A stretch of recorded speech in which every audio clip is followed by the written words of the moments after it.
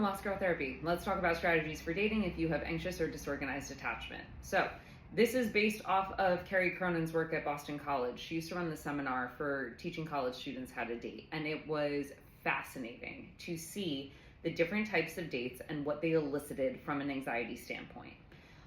When you have anxious or disorganized attachment and you meet somebody and you're in the kind of like anxious presentation, it is all too common for us to sit across from somebody and not really listen to what they're saying, because anxious attachment says, please tell me who you need me to be. I will adjust for you. So when we're on a date, we're not listening to what they're saying first off.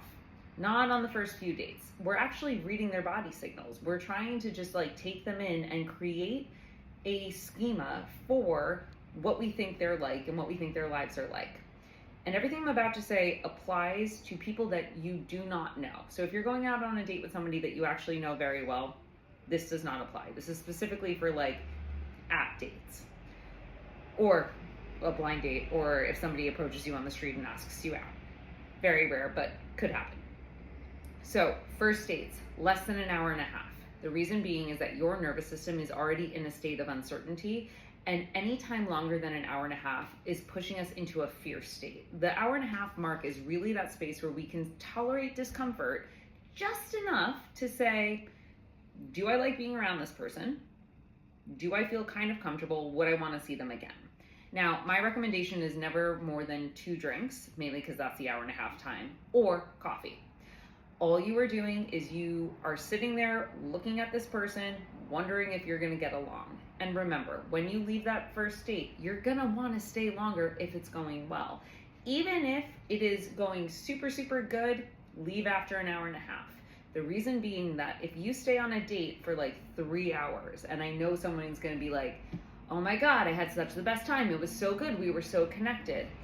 After that 3 hours, you're not in your own nervous system. Your nervous system has adjusted to theirs. The reason that the date feels better, even if they are the most like wonderful, kind, joyful human being, the reason that the date feels better is because your nervous system has finally calmed down enough to begin mimicking their signals. So you are essentially taking on someone else's stuff. And when you leave, you feel good until the next day when you're back in your own nervous system, and suddenly it doesn't feel that great. You're not really sure. It's very uncertain. The body is kind of readjusting back to you, and that adjustment is really hard. So having an hour and a half is the perfect amount of time to say, I can feel myself kind of sort of leaning into taking on their stuff, but I'm gonna leave and we're gonna see what happens on date number 2.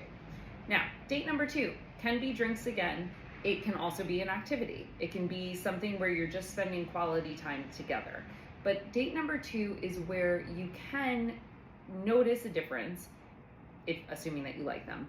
You might notice a difference in the sense that your body already automatically starts adjusting to their signals. So copying or mirroring their posture, changing your body language to adjust to theirs. Date number 2, the nervous system is still so overwhelmed that we're still not really listening to what this person is telling us about themselves. We are simply looking at them saying, how do I fit in to you? How do I adjust to fit into your life? Which is one of the really big problems with anxious attachment. We look at partners and we say, who do you need me to be?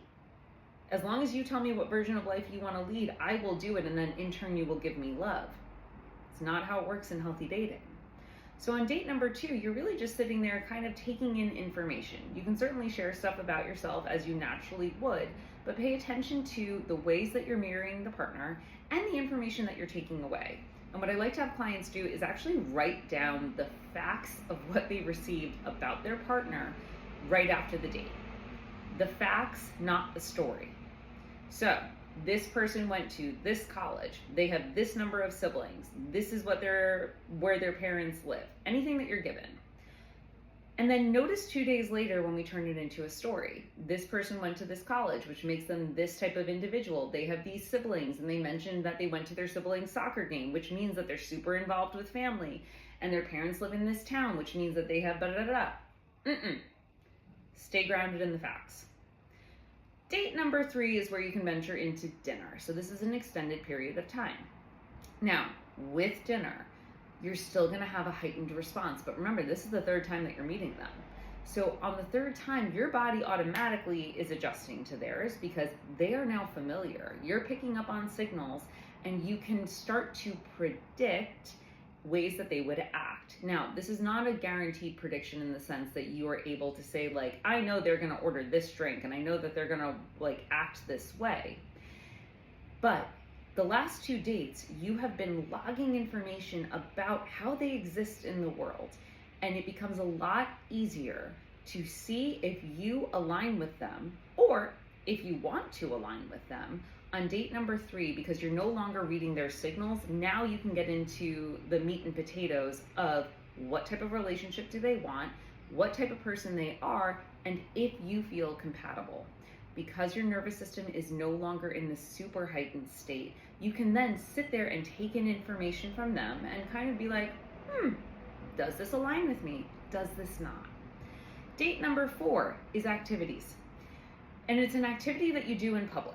And this is very intentional. So like mini golf, bowling, something like that.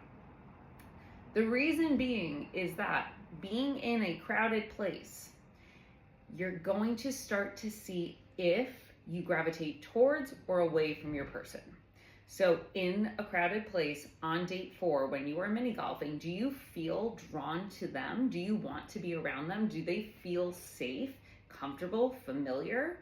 Or is your body like, I don't like this? The thing about dating is that sometimes it gets so isolating because you're doing things as the two of you. So intentionally going to a space to do an activity around a bunch of people, you're gonna start to notice the signals. And with anxious attachment, if you do not feel that pull towards them, that's a lot of really good information. That is a great signal that can say, you know, I was really comfortable with you when we were one-on-one, but now that I feel myself in this space in public, I don't feel drawn to you. I actually don't feel like you're keeping me calmer, grounded, more balanced. And that's just great information to have. Date number 5 is where you can start exploring. I mean, you can do whatever you want, but based on this conversation, you can start exploring what it would look like to have dinner at one or the other person's home. Now, I would always say, go to their apartment. Do not have them come to yours. The reason being that with anxious attachment, when we have somebody in our space, it can be really difficult to acclimate. Going to someone else's place, if you feel safe, number 1, if you feel safe, if you feel comfortable, if it feels like something that you want to do, going to their apartment can give you a really good sense of, how do I feel in their environment? And you're going to start to see whether or not you are adjusting to their environment or if you feel comfortable being yourself in their environment. Now, the caveat to this is, when you guys are making dinner, this is not a guarantee that there is going to be physical intimacy. And that's really important. It is important to separate physical intimacy from how you feel around a partner. So on date number 5, it really is just going to their place for dinner.